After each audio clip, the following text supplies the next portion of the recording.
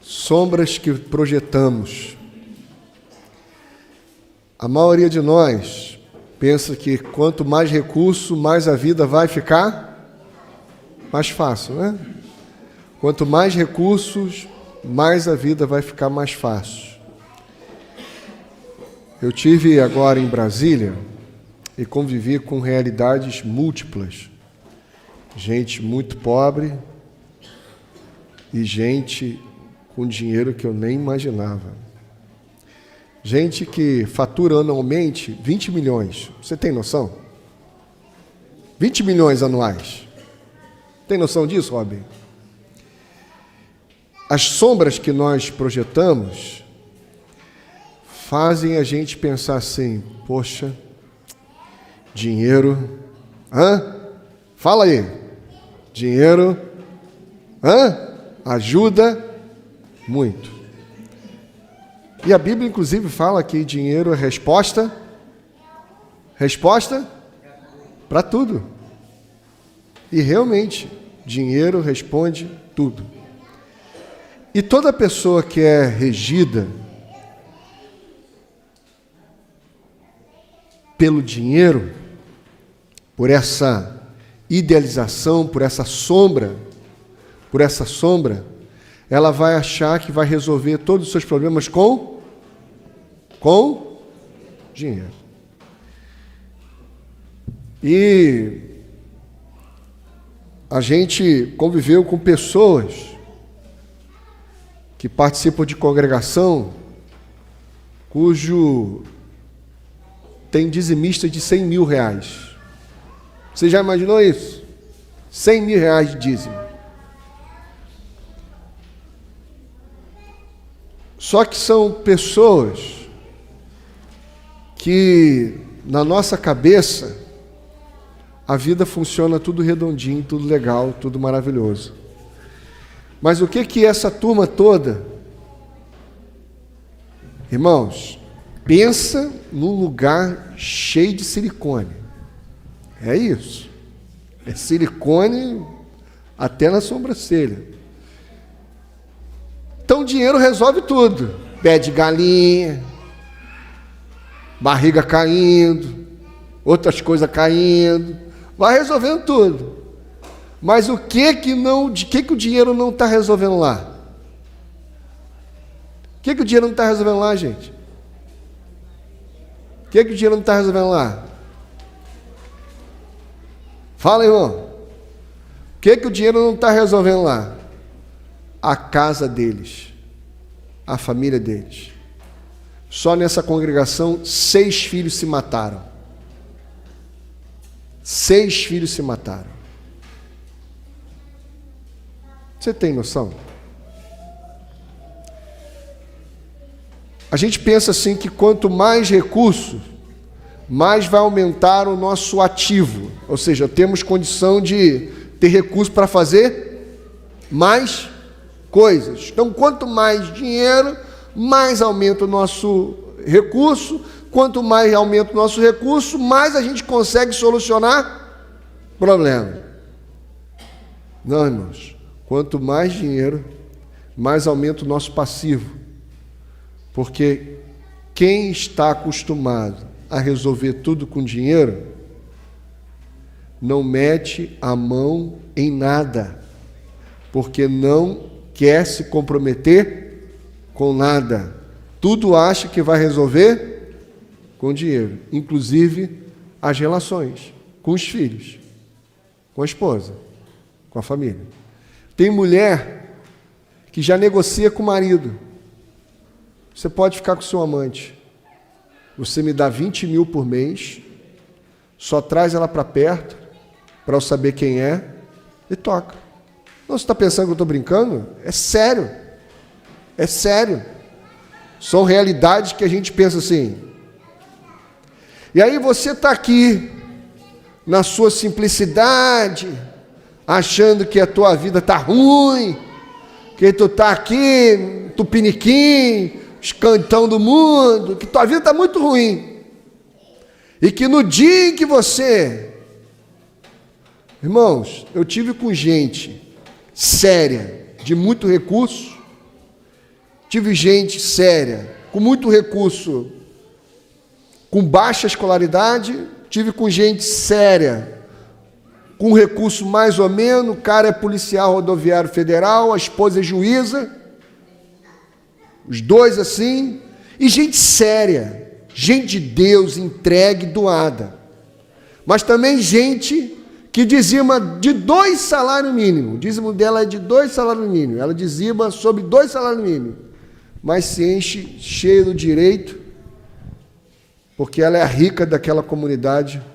Entre os mais pobres, ela é rica. E como ela é rica, ela se acha no direito de cobrar tudo. Inclusive, uma igreja que sirva a ela. Nós projetamos a música que nós cantamos aqui agora, fala das imagens que nós construímos. E Deus revela para nós, na sua palavra, o caminho de vida. O caminho de vida. Irmãos, nós, por meio dos recursos, já estamos estabelecendo as concubinas. Você entende? A amante deixa de ser uma quenga, entende? Aquela que o marido pulava a cerca, por meio dos recursos todos, as mulheres, as madames, estão trazendo para perto, para ela ser o quê?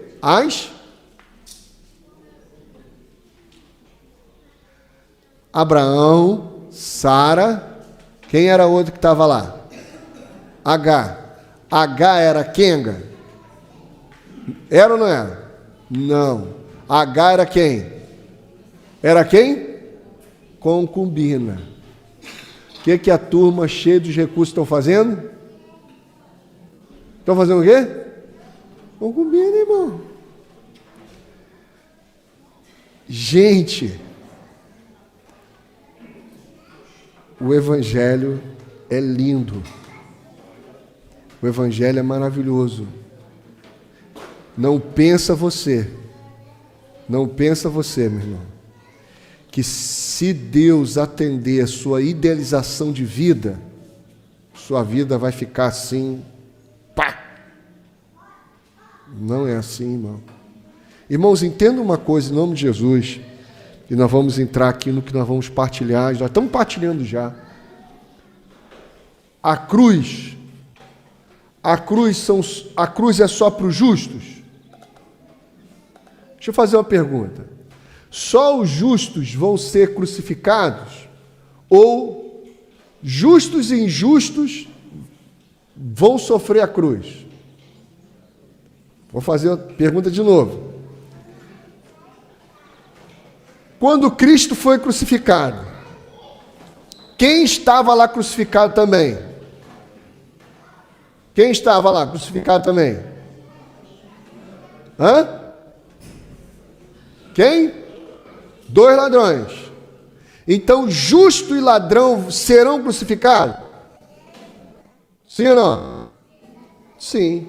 Então, a cruz é para todo mundo, irmão. O problema é se você vai viver a cruz como um justo, ou se você vai viver a cruz como um ladrão. Mas todo mundo será crucificado. Não tem jeito. Você entendeu isso? A cruz é para ladrão e justo. Agora o problema é se você está vivendo essa crucificação como um justo ou como um ladrão. Mas tu vai sofrer. Seja como ladrão, ou seja como um justo. Amém, irmãos? Amém? Amém, irmão? Amém. Acorda aí, rapaz, que o negócio é contigo, rapaz. Você fica aí boca aberta, você vê. Meu querido, nós temos meditado na palavra de Deus, baseado nessa temática do Espírito do nosso Pai. E nós temos dito insistentemente que a adoção de Deus é irrevogável. E essa é a bênção que está sobre o ser humano, mas essa também é a declaração contrária à condição do ser humano que não se sujeita a essa bênção. Guarda no seu coração, irmãos. Nenhuma pessoa está condenada ao inferno, ao lago de fogo e enxofre, porque faltou salvação para ela. A pior desgraça que vai acontecer na mente de alguém que vai estar no lago de fogo e enxofre é ela estar lá sofrendo uma coisa que já tinha sido paga para ela. Você entendeu? Você imagina você estar no lugar sofrendo uma coisa que alguém já tinha pago para que você não precisasse sofrer aquilo. Esse é o inferno. O inferno vai ser o lugar onde os bocós vão estar lá olhando e, cara, por que eu estou aqui se a coisa já tinha sido paga? Por que eu estou sofrendo isso se a dívida já tinha sido paga? Mas por que a pessoa está lá? Porque ela se recusou a se sujeitar ao propósito, a se sujeitar ao desígnio, ao se sujeitar à razão pela qual Deus havia pago a conta da condenação eterna dela. Irmãos, foi mais forte do que eu. Ele faz isso com a gente, vou fazer isso também com ele. Espera aí, rapidinho. Isso é tão fantástico, isso é tão interessante. Ontem, exatamente ontem, eu fiquei conversando com um irmão que ele praticamente nascido e criado na igreja. Irmão sério, uma pessoa de fé, uma pessoa cristã, uma pessoa que leva a sério a sua fé, leva a sério a sua vida. Não estou falando de qualquer um, não estou falando de um perdido, estou falando de um irmão crente cristão. Fiquei conversando com ele, mais ou menos, no total deu umas 3 horas de conversa. Estávamos pedalando e eu conversando com ele. Foi muito interessante. Irmãos, eu nem sei direito se ele chegou lá, se virou essa chave. Mas eu fiquei essas 3 horas conversando com ele sobre exatamente essa questão entre salvação e o propósito da salvação. Toda a conversa, salvação, aí entrar naquele papo de, não, mas a gente tem que ter cuidado com essa questão de uma vez salvo, salvo para sempre. E a conversa foi fluindo, foi conversando. Eu demorei a média de 3 horas para poder convencê-lo de que salvação é como se fosse, entre aspas, né, não minimizando a coisa, como se fosse um start para o propósito. Uhum. E ele insistia a ponto dele colocar a salvação em primeiro lugar da filiação. Ele insistia em trazer a salvação para primeiro lugar, ao invés da filiação, que é o propósito. Uhum. E exatamente esse era o tom da conversa, de que a insistência da gente ministrar, ou se apossar, ou fundamentar toda a sua vida na questão da salvação, algo que já foi feito, que não houve participação nossa, não houve o que a gente pudesse ter feito para que pudéssemos ser salvos. Isso já foi feito, é concreto na nossa vida. Agora, onde a gente precisa mergulhar, onde a gente precisa se fundamentar? No ministério da reconciliação, no propósito pelo qual nós fomos salvos.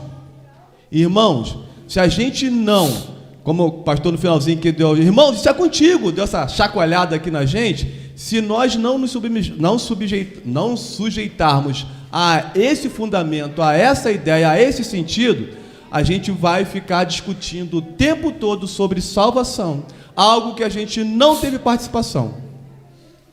Amém, irmãos? Por exemplo, A gente já citou isso aqui e eu estou repetindo. Eu conheço história de pessoas que foram salvas dentro de um centro de macumba. Já ouviu falar? Que Deus falou com ela dentro do centro de macumba? Já ouviu isso? Dentro do centro de macumba.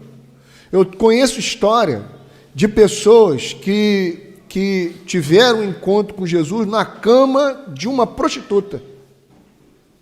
Que Jesus ministrou o coração dela que aquele lugar não era dela.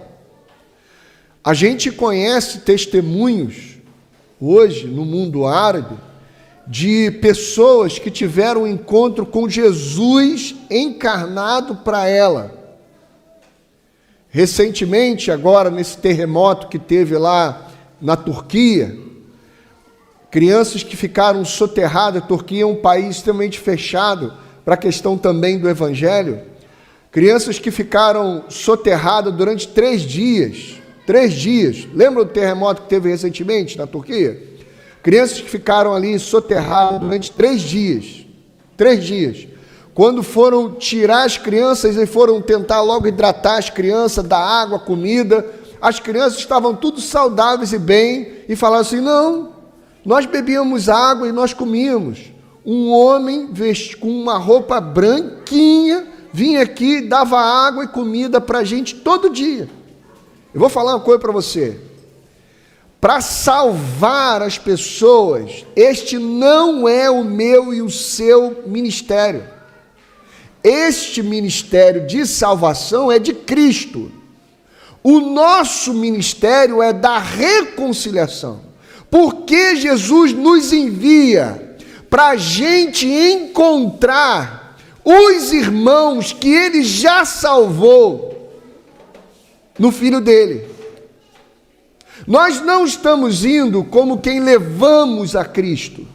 Nós vamos como quem se encontra com Jesus que já está lá trabalhando nessas vidas, e nós vamos lá dizer: nós somos família, nós somos irmãos. Você está entendendo, irmãos? Você está entendendo? Você entende isso? Mas a nossa cabeça infantilizada, e que não tem nada errado você começar assim, mas você não pode terminar assim. Na cabeça nossa infantilizada, a gente está levando Jesus e não sendo levado por Jesus aos encontros com os irmãos, ao encontro com os irmãos. Marta aqui fez um pedido. Marta está sendo enviada para esse colégio para se encontrar com quem? Marta vai levar Jesus para eles? Vai ou não, irmãos? Não, Marta não leva Jesus para eles. Jesus já está lá. Marta vai se encontrar com esses irmãozinhos, porque ela também precisa ser trabalhada na mente dela, que quem está lá, sentado naquela escola? Os netos dela, os filhos dela. Então Jesus enviou Marta para lá, para comer e beber? Jesus levou Marta para lá, para ela levar Jesus? Não, Jesus levou ela para lá, Deus levou ela para lá, para que ela possa se encontrar com os irmãozinhos dela. São irmãos dela, são filhos dela, são nossos filhos, são nossos irmãos. Amém, irmãos? A adoção de Deus, ela é irrevogável, inegociável, e ela visa, o propósito dela é fazer de nós esses adotantes, é fazer de nós filhos que, tendo sido adotados pelo Pai, aonde são enviados, adotam e recebem como irmãos aquele que o Pai nos envia a eles. Amém? Você entende isso? Por exemplo, abra sua Bíblia em Isaías, capítulo 49. Isaías, capítulo 49. Isaías, capítulo 49, verso número 6. Quando você está abrindo aí, quero mais uma vez louvar o Senhor pela vida de todos os irmãos, mas especial da Daiane que está aqui, irmãos. Amém, irmão? Que alegria, que bênção. Que bênção, a gente está aqui com Daiane, bênção. Isso aqui é um esforço testemunhal, da gente caminhar comunitariamente, da gente dizer assim, o propósito da salvação é a comunhão. O propósito da salvação é a adoção dos irmãos. O propósito, como é que a gente prega a palavra? A gente prega a palavra numa relação de adoção. É esse o esforço, é esse o empenho, é essa pegada. Isaías 49, verso número 6. Alguém pode ler, por gentileza? Ele diz: para você é coisa pequena demais ser meu servo, para restaurar as tribos de Jacó e trazer de volta aqueles de Israel que eu guardei. Também farei de você uma luz para os gentios, para que você leve a minha salvação até os confins da terra. Qual era o propósito de Deus com Israel? Fazer deles. O propósito de Deus com Israel era fazer dele uma luz para os gentios. A luz não serve para a gente ver a luz serve para a gente ver através da luz. Então Israel havia sido separado por Deus para ser luz para as nações, para que as nações pudessem conhecer o Deus delas, porque nunca existiu dois deuses, sempre existiu um único Deus, e este único Deus, irmãos, é o Deus do cara que está batendo um atabaque, é o Deus do cara que está acendendo a vela para uma imagem, algum santo. Só existe um único Deus.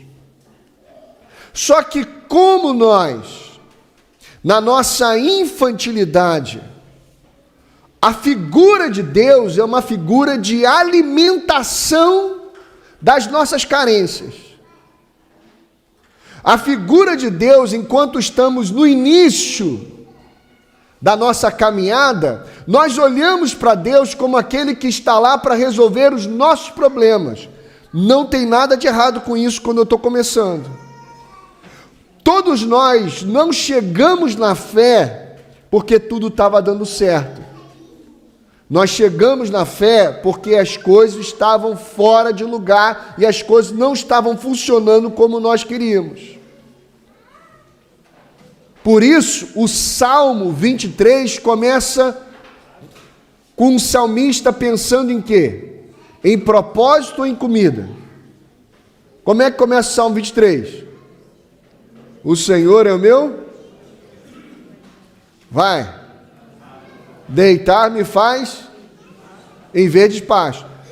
Quando ele escreve nisso, no início do Salmo, o que ele está pensando? Comida, natural. Deitar-me faz em verdes pastos, guia-me mansamente às águas tranquilas. Quando eu estou começando a minha caminhada de fé, eu penso a vida em comer e beber. Eu penso a vida como solução.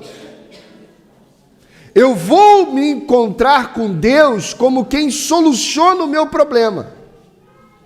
Eu estou iniciando. Eu ainda não conheço que o propósito da minha vida é ser uma luz, que o propósito da minha vida é ser um cordeiro. Por exemplo, irmãos, o cordeiro é uma ovelha que deu errado, ou o cordeiro é o propósito de ser ovelha? O que vem primeiro? O cordeiro ou a ovelha? O que vem primeiro? O cordeiro ou a ovelha? Hã? Hein, irmão? O que vem primeiro? O cordeiro ou a ovelha? Hein?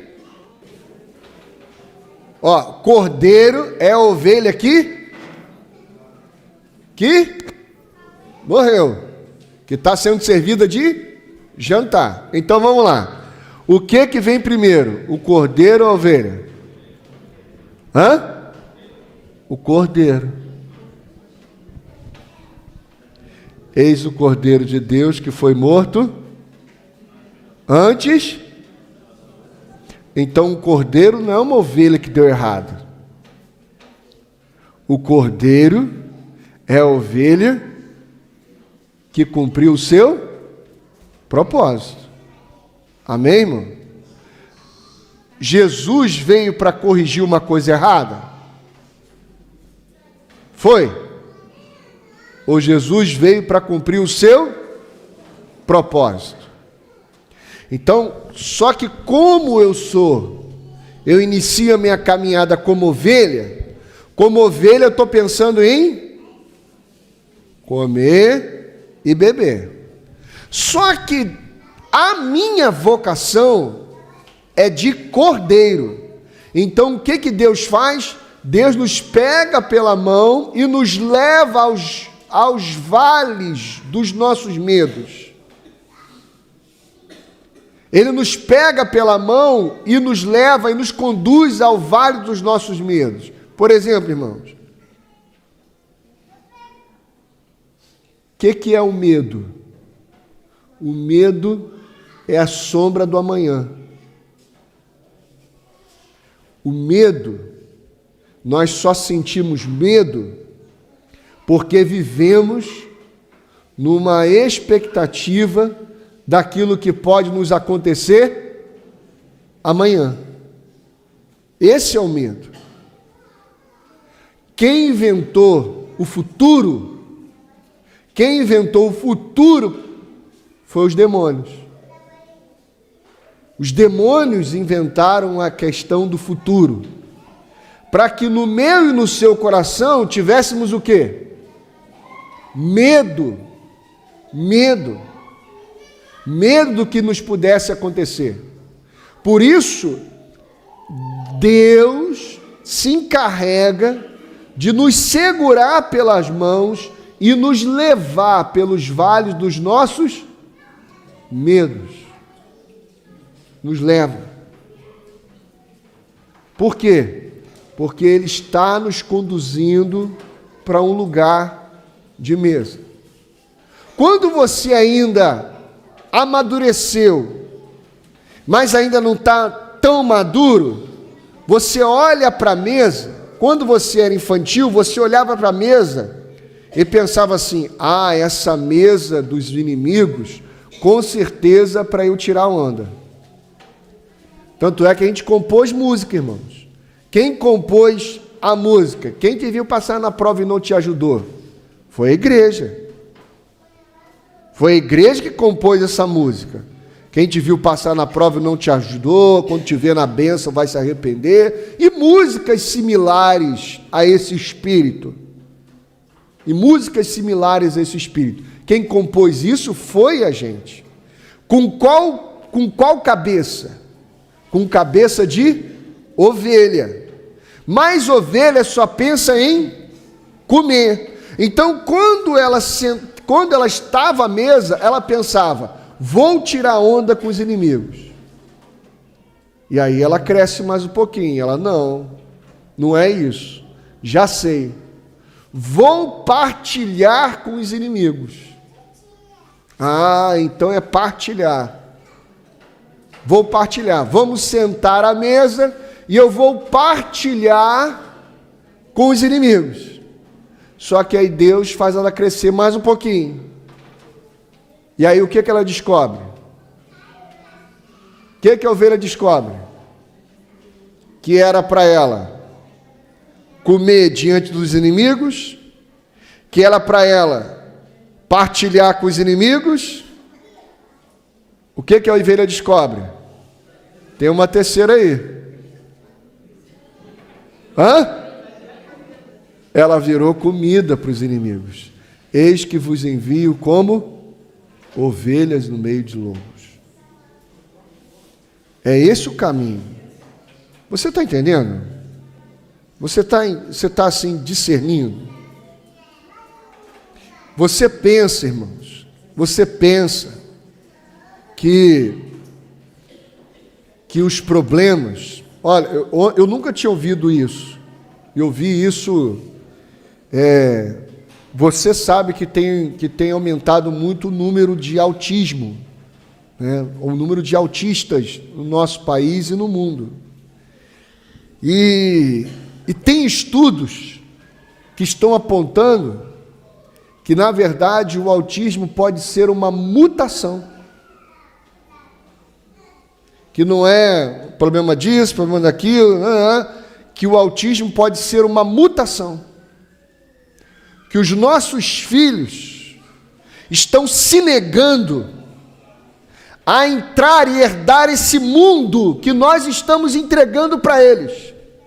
Porque eles são inteligentes pra caramba, não falta inteligência para alguém que tem o espectro autista, não falta capacidade, são muito inteligentes, muito perspicazes, mas eles estão se negando em herdar esse mundo.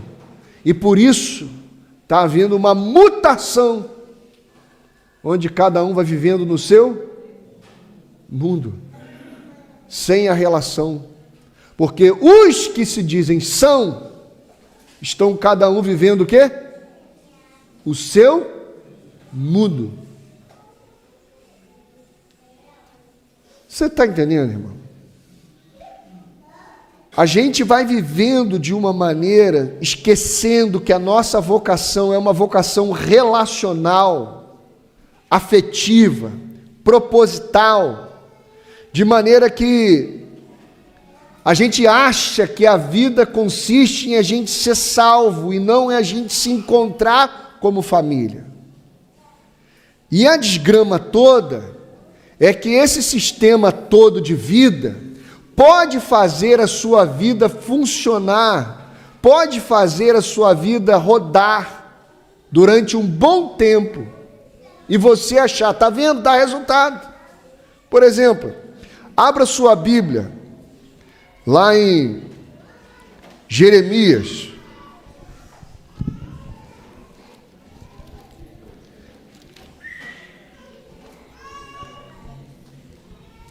Jeremias 44. Jeremias 44.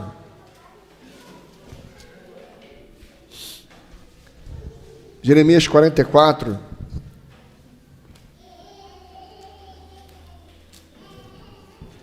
A partir do verso 15. Diz assim: então todos os homens que sabiam que as suas mulheres queimavam incenso a outros deuses, e todas as mulheres que estavam presentes em grande número, e todo o povo que morava no Egito, na região de Patros, disseram a Jeremias: nós não daremos atenção à mensagem que você nos apresenta em nome do Senhor. Segura aí. Jeremias foi um profeta anti-cativeiro. Ele foi anterior ao cativeiro.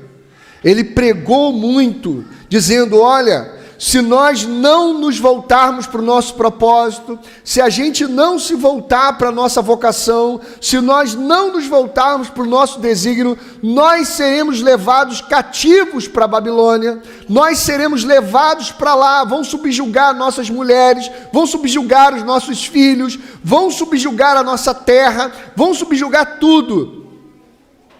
Mas aquele povo, por mais que Jeremias profetizava, por mais que Jeremias dizia, convocava, vocês têm um propósito, vocês não foram colocados aqui na terra para que vocês possam comer e beber e se arregalar, vocês foram colocados aqui na terra para que vocês sejam um instrumento de iluminação das demais nações, vocês foram colocados aqui para isso, é esse o seu propósito. Deus não separou vocês, Israel, para que vocês ficassem ali fofinhos, bonitinhos, comendo o melhor dessa terra. Não! Deus os colocou, Deus os separou para que vocês fossem luz para as nações. Guarda aí no seu coração em nome de Jesus. Você foi enviado para o lugar onde você trabalha e vive para ser uma luz. Vira para o seu irmão e diz para ele, em nome de Jesus: você foi enviado para o lugar onde você vive, trabalha para ser luz. Sério, irmão? Agora de novo. Essas pessoas que estão lá são filhas do nosso Pai. E você é responsável em revelar esse amor, essa graça na comunhão do Espírito. Por isso, o nosso Pai tem um plano de morte com você. Diga um amém aí, em nome de Jesus. Quem está entendendo isso? Em nome de Jesus. Diga um amém aí, irmão. Amém, irmão? Você está entendendo isso? Só que aquele povo ouvia Jeremias falar. Ouvia Jeremias falar. Presta atenção, irmão. Ouvia Jeremias falar. Só que existia um montão de gente que também era povo de Deus, que também dizia que era de Deus, mas que maternalizaram a figura de Deus. E o que é a figura maternalizada de Deus? É a figura daquele que vai ficar cuidando de mim, solucionando meus problemas e não conversando comigo sobre a minha vocação, sobre o meu propósito. A figura maternalizada de Deus é aquela onde Deus fica pegando a gente no colo e fica ali, nos dando de mamar, livrando a gente dos processos da vida. Irmãos,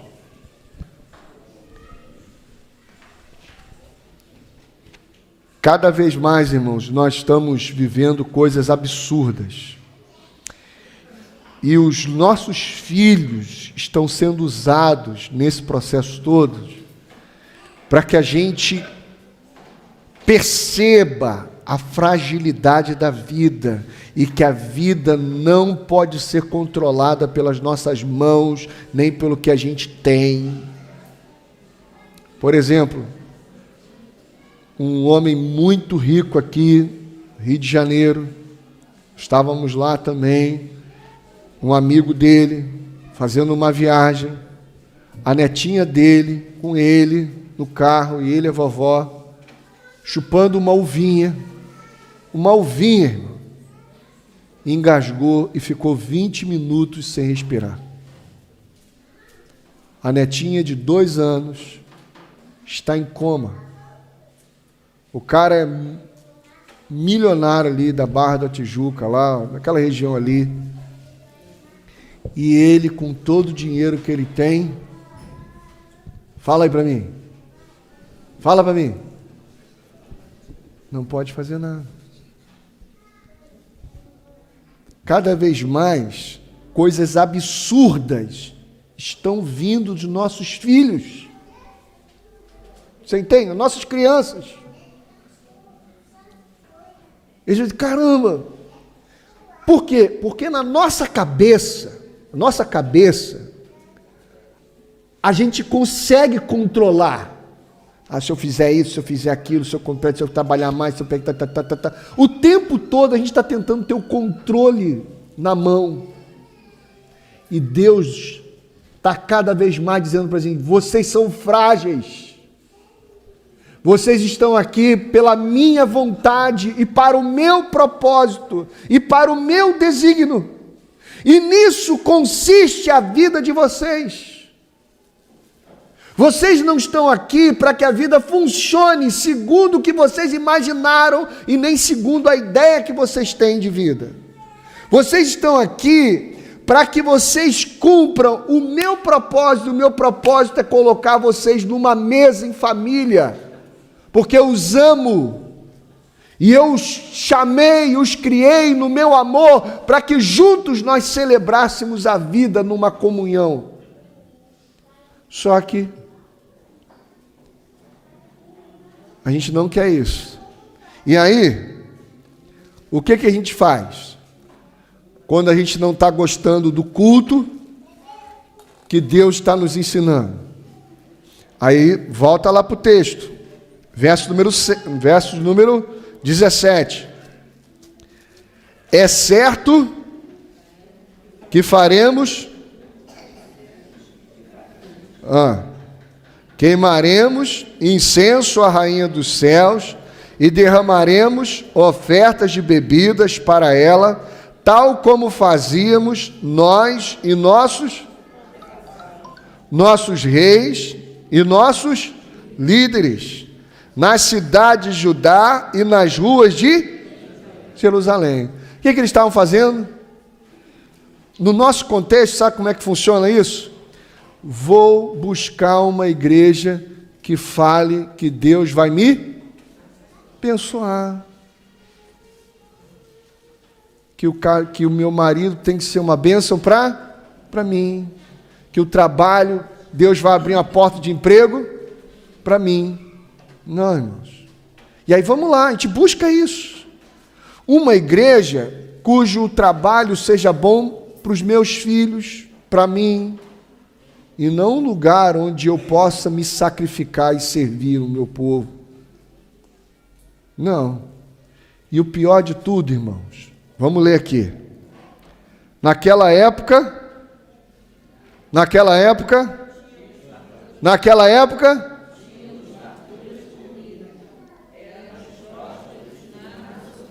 qual é a desgraça, irmão? Que dá errado? Qual é a desgraça, irmão? Que dá errado? Dá errado, irmão? Não, dá certo. A desgraça toda aqui dá certo. Entendeu, Rabinho? Dá para tu ser idólatra. Não precisa, no nosso tempo, não vai ser aquela coisa esdrúxula de você botar lá um santo, um trem. Não, você não vai fazer isso. O que você vai fazer? Você vai em busca de uma mensagem que seja agradável, aprazível aos seus ouvidos. Onde você vai ouvir uma palavra que tu vai sair confortado.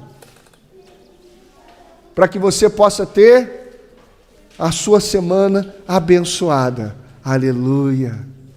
Não é assim, não? Eu vou na igreja para ouvir uma palavra de conforto, já que a minha semana foi muito difícil. E aí eu vou lá, ouço uma palavra de conforto, uma palavra assim de ânimo, não, que você vai vencer, que você é vitorioso, e volto para enfrentar a minha semana. Não, irmão, isso é do capeta. Até porque, qual é o primeiro dia da semana? Domingo. Domingo. Se você viveu a semana segundo domingo, no sábado você está o quê? Se você viveu a semana segundo domingo, o que Jesus estava no sábado? O que Jesus estava no sábado? No sábado Jesus estava o quê? No sábado Jesus estava o quê? O que aconteceu no domingo, gente? Vamos lá, pelo amor de Deus. No domingo aconteceu o quê? Ressurreição. Então fala aí, ressurreição. Amém, amém. Então no sábado o que tinha? O que Jesus estava? Morto. Morto. Então se você viveu a semana segundo domingo, no sábado você está o quê? Morto. Então você vai vir no domingo para conversar sobre como você imagina a sua semana? Não, porque você está o quê? Antes você estava morto, agora você ressuscitou. Se você ressuscitou para uma nova vida, agora o que você vai receber é direção de Deus para a semana. Amém, irmãos? Então ninguém veio aqui para ouvir como a sua vida será confortável esta semana. Você veio aqui para ouvir como é que Deus vai direcionar a sua vida. Em nome de Jesus. Amém?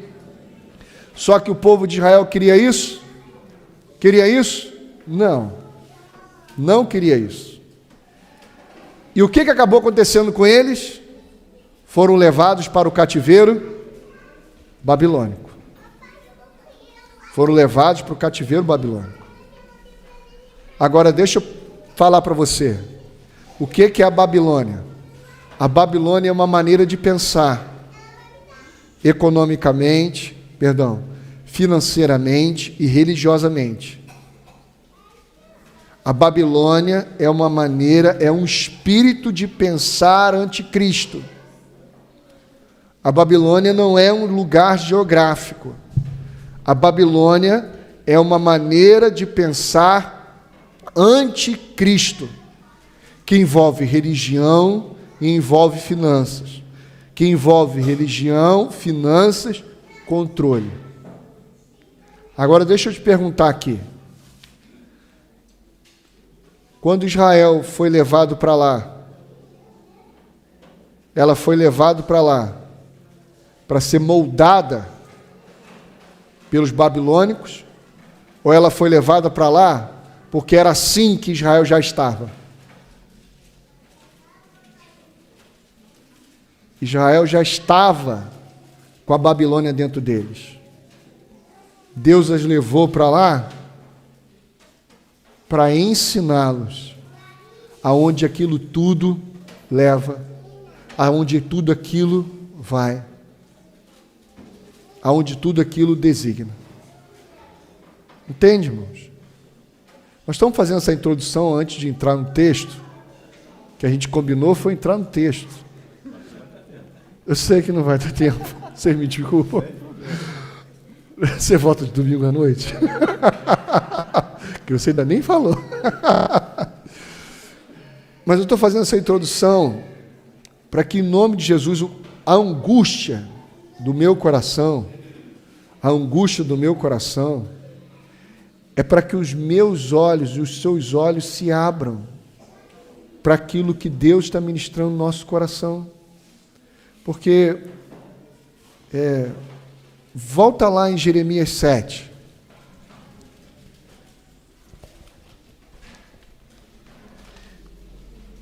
Jeremias 7.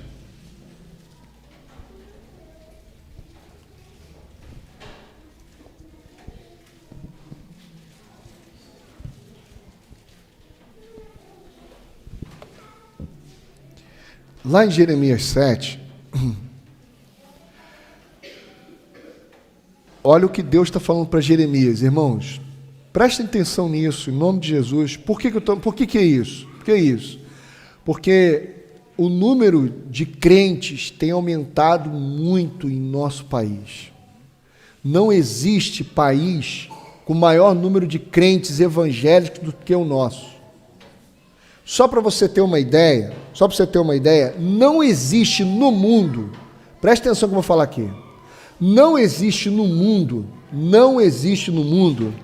ninguém vivo que em vida tenha visto o que o Macedo viu e o que Ana Paula viu. Não tem.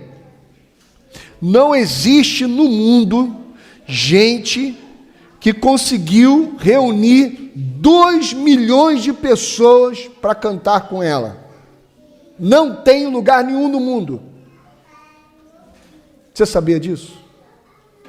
Não tem lugar nenhum no mundo um líder religioso que em vida tenha visto tudo que o Edir Macedo viu.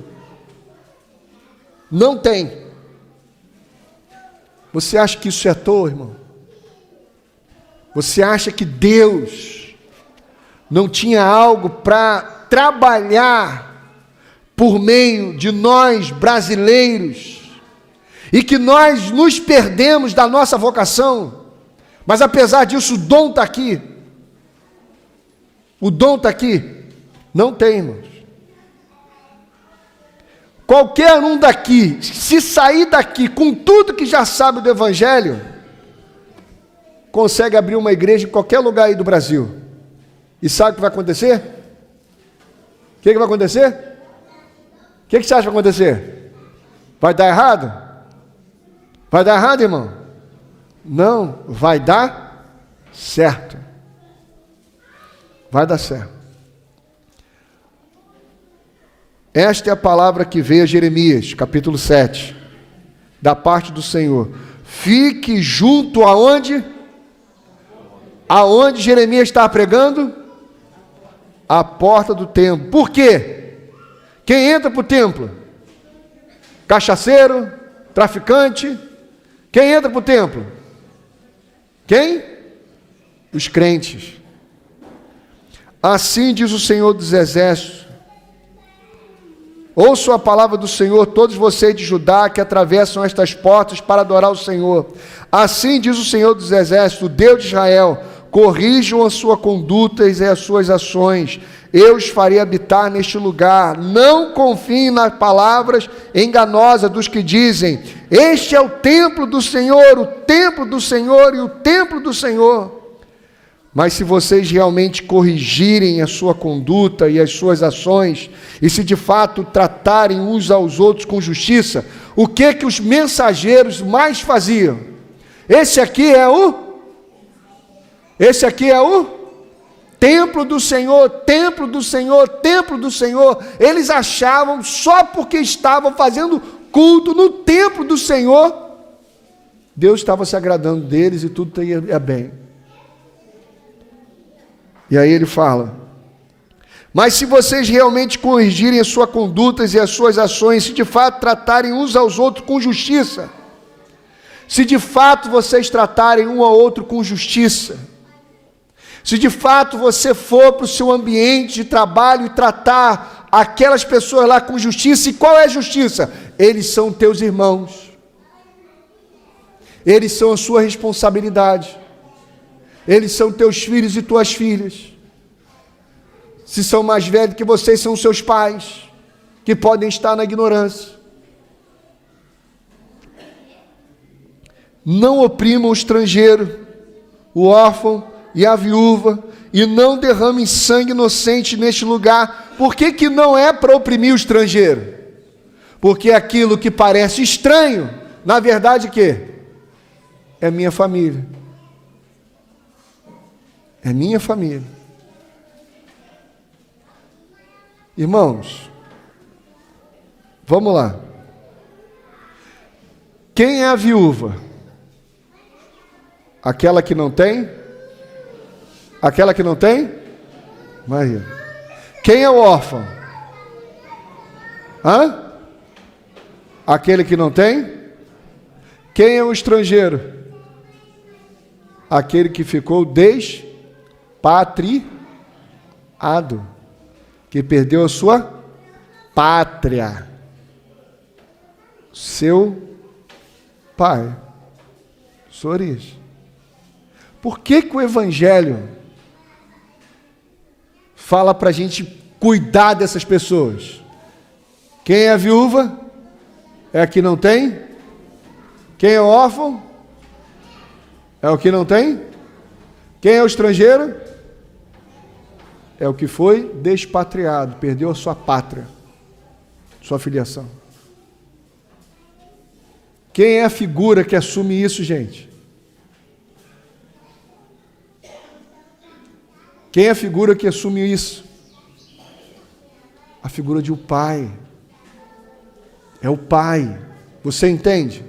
É o pai que vai lá e diz para o estrangeiro: não, você não é estranho, eu sou a sua pátria, eu sou o seu pai.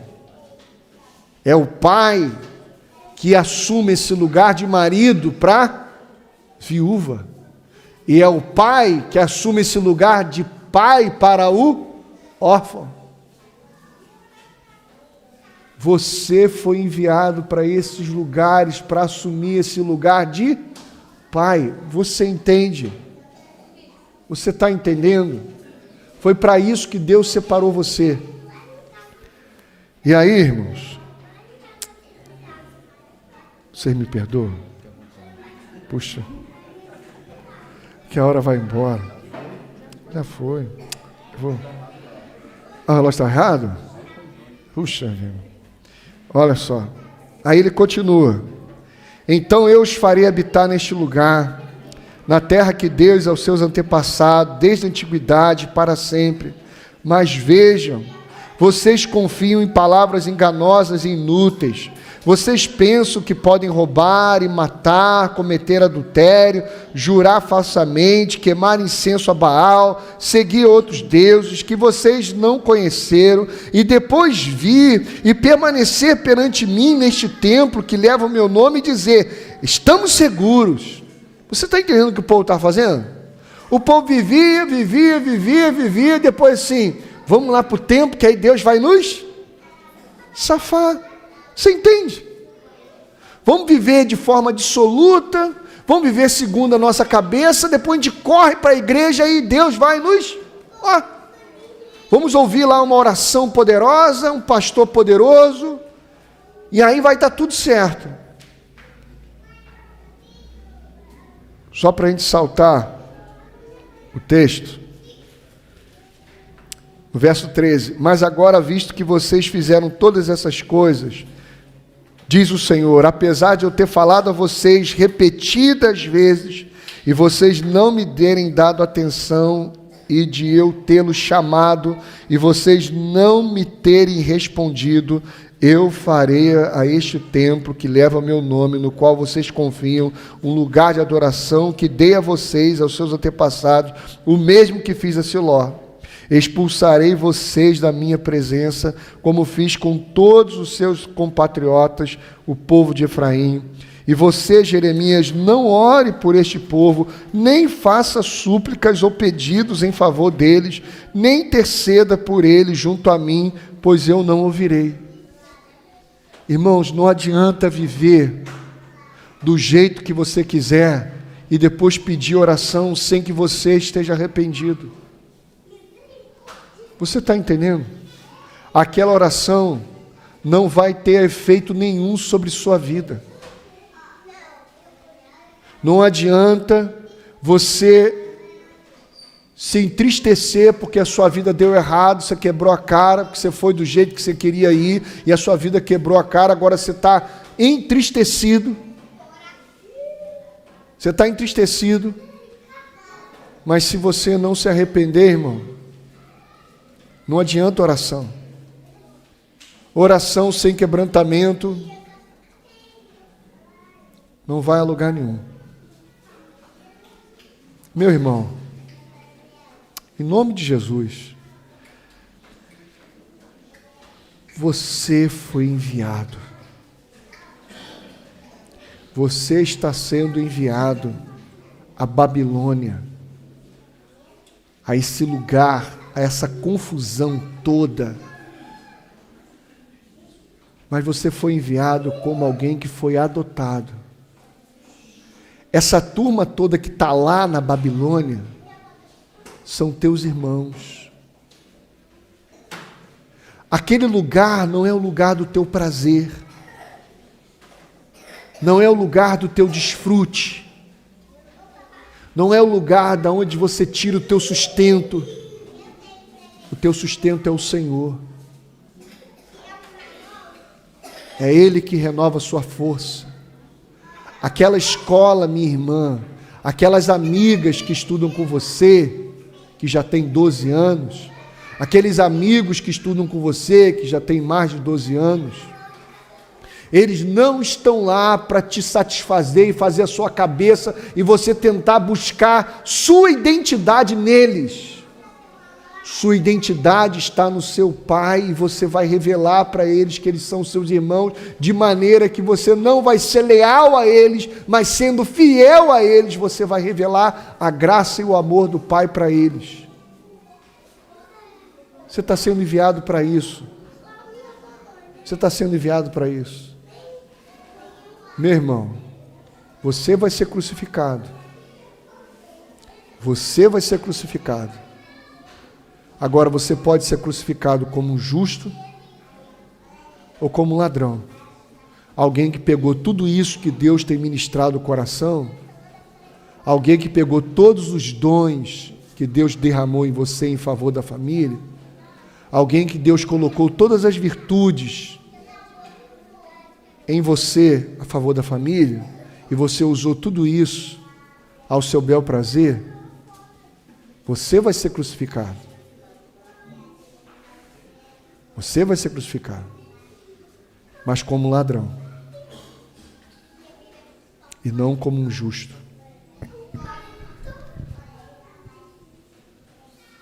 Não seja um mané, carinhosamente falando.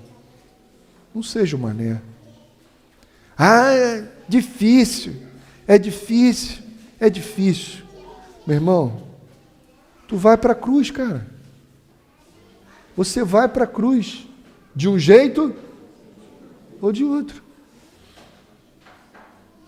Você vai subir na cruz. Não pense que tu vai ficar lá igual o Kleber Lucas. Aos pés da cruz, aos pés da cruz, aos pés da cruz na cadeia. É na cruz, irmão. É na cruz. É na cruz. Mas você pode estar lá como um justo.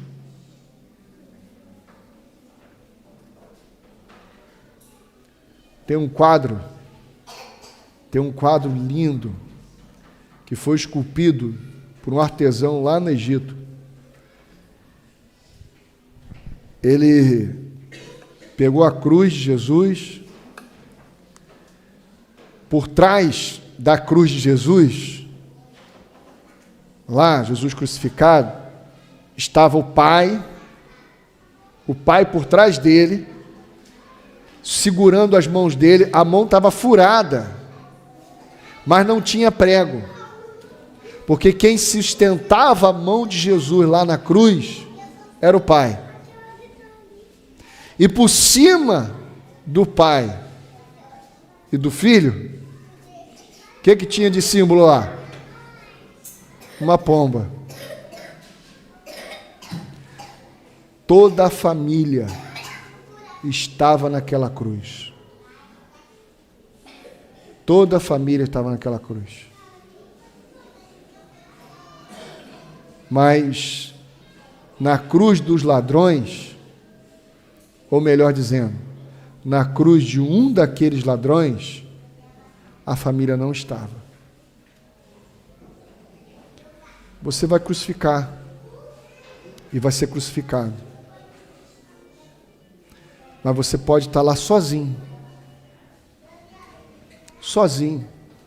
Porque você preferiu ser crucificado como um, e nem na última hora você se quebranta. Você consegue olhar para o lado e ver um irmão. Nem na última hora. Ou você pode ser crucificado espontaneamente. O Pai me ama. O Pai me ama. Porque espontaneamente eu dou a minha vida. Ninguém tem o poder sobre mim. Eu espontaneamente dou a minha vida. O Pai te ama, porque espontaneamente para onde você está sendo enviado, você dá a vida. Você não vê como obrigação. Você não vê como um atrapalho da sua vida. Você vê aquilo como um cumprimento do seu propósito, da sua vocação.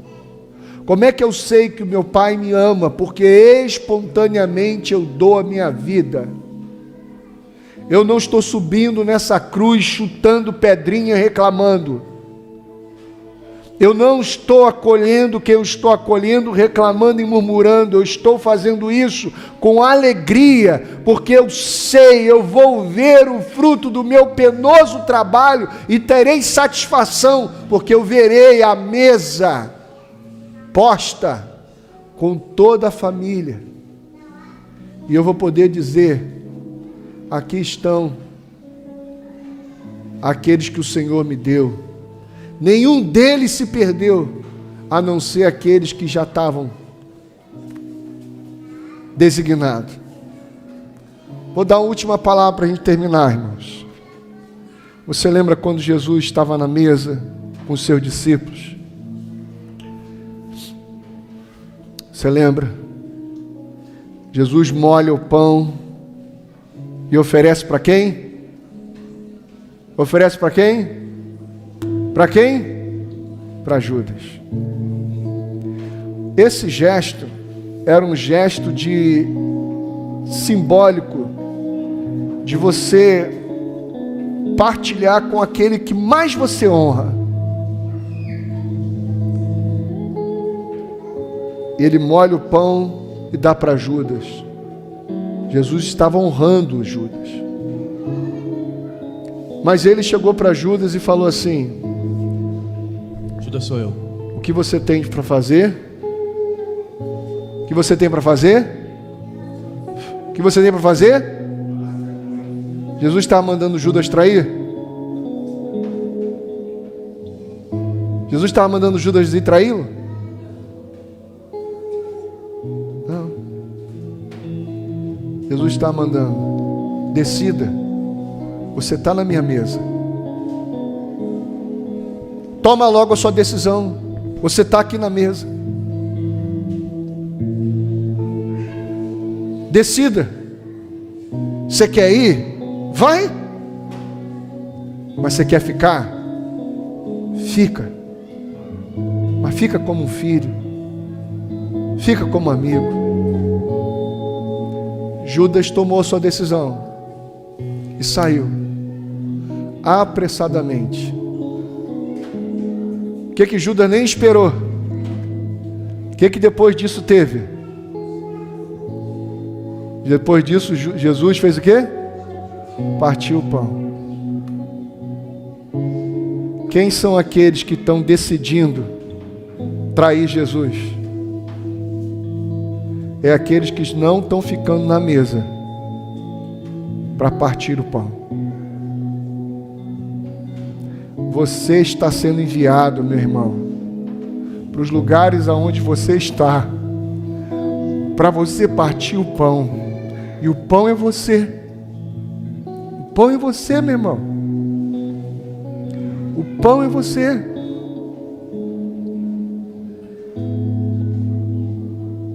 A crentalhada está ficando doida. Insanos. O número de crentes cresce.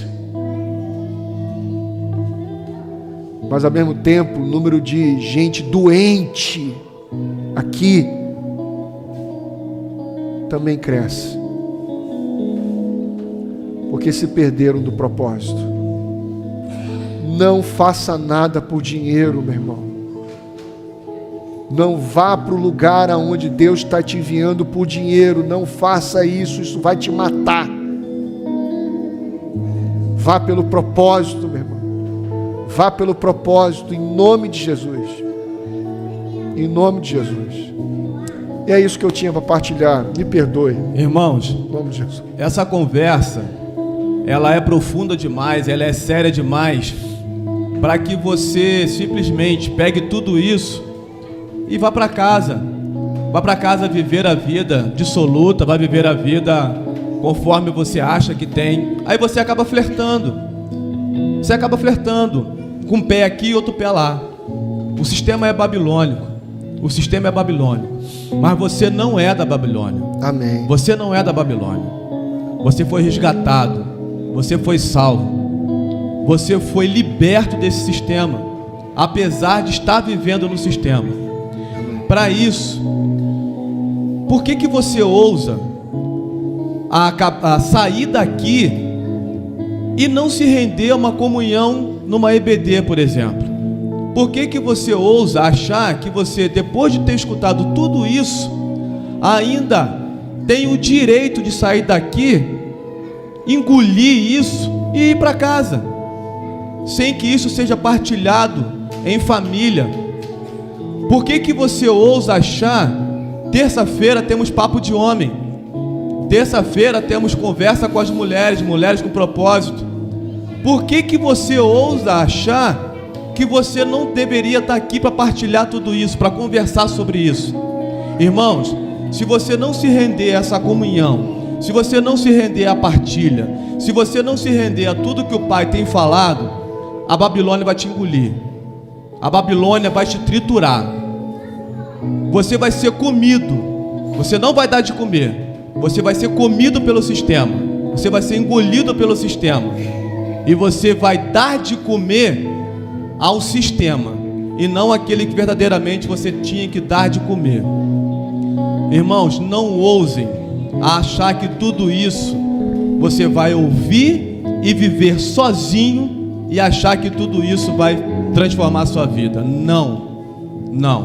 É na comunhão, é na conversa em família que tudo isso vai fazer sentido. Para que quando você ir para a vida, quando você sair daqui, você saia como quem tem que dar de comer, e não como quem vai para a vida para comer, para usufruir de tudo que o mundo babilônico tem dado. Amém? Amém. Vamos ficar em pé, vamos orar.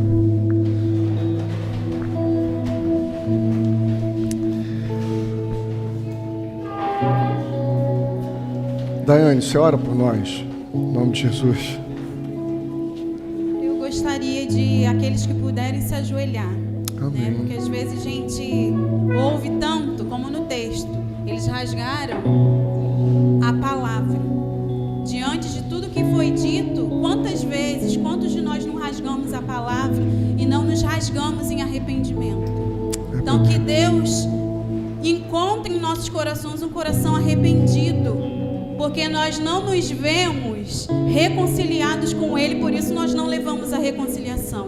Então que a gente se reconcilie com o nosso Pai, a gente se perdeu dele primeiro. Não há como você levar a reconciliação para o seu irmão se você não se reconciliou primeiro. Então que a gente se veja reconciliado nele, nós já fomos reconciliados nele. Que a gente se veja filhos dele.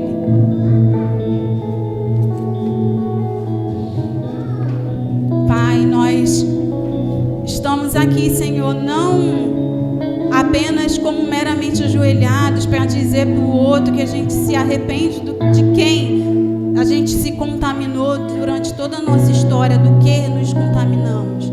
Mas, Senhor, é para nos lembrarmos que é somente assim que nós nos vemos em Ti. Amém, contritos, Senhor, arrependidos não pelos comportamentos que nós temos e não deveríamos ou deixamos de ter, mas por toda uma história longe do Senhor, por toda, Deus, uma identidade e vocação distorcida longe de Ti, longe da nossa origem. Amém. Senhor, nos perdoe, nos faça nos lembrar do perdão, porque o Senhor já nos perdoou todas as manhãs. O Senhor já renovou a sua misericórdia essa manhã, é por isso que estamos aqui. Amém. Pai, nos ensine a enxergarmos a vida, a enxergarmos, Pai, uns aos outros, a enxergarmos, ó Deus, os nossos lugares de trabalho, não de emprego, mas de trabalho, de missão, como um campo de missão, um campo que o Senhor nos chamou. Que paremos, ó Deus, de flertar com a Babilônia e possamos nos aprofundar em relacionamento íntimo contigo, porque é somente, ó Deus, com o Senhor, é somente em família que não nos perdemos de quem somos. Amém. Pai, nos ajude, nos ensine, Pai, a cada dia a vivermos nossas vidas rendidos a Ti, rendidos, ó Deus, diante da Tua vontade, diante da nossa origem, diante da nossa vocação. Senhor, nos ensine a caminhar por um caminho de contrição de espírito, de contrição, ó Deus, por tudo que somos, que não somos, por tudo que somos longe do Senhor. Amém. Pai, nos ensine a nos apegar, a nos aprofundar em quem somos de verdade no Senhor. Obrigada, Pai, porque o Senhor não desistiu da Tua igreja, o Senhor não desistiu, ó Deus, do Teu povo, apesar de toda a história de rebelião e rebeldia que temos contra Ti. Nos ensine, Pai, a cada dia vivermos assim, rendidos, que possamos amanhã nos lugares, que possamos agora, quando estivermos com nossas casas, estarmos assim rendidos à Tua vontade, nos lugares que o Senhor tem nos levado. Louvado seja o Senhor, porque o Senhor é o nosso tudo, mesmo quando não tivermos nada. Louvado seja o Senhor, porque o nosso sucesso é estarmos aqui, diante do Senhor. Louvado seja o Senhor, Deus, porque a Tua graça nos basta. Louvado seja o Senhor, porque o Senhor é o nosso Pai, o nosso Abba, o nosso Papai. Louvado seja o Senhor, porque o Senhor nos direciona para a nossa origem de verdade. Amém. Muito obrigada, Pai. Em nome santo de Jesus, nós te agradecemos. Amém. Amém, Jesus. Amém. Amém. Que Deus dê um domingo de paz e de alegria em todos os corações, em nome de Jesus. Amém.